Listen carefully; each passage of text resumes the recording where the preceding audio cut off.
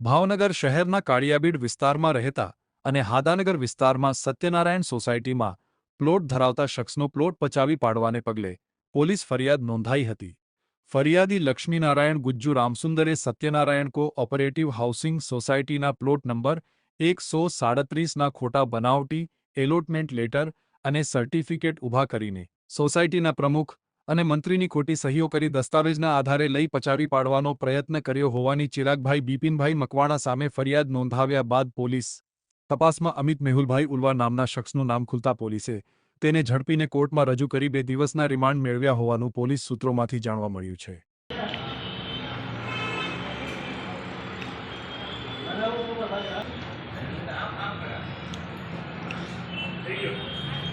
બે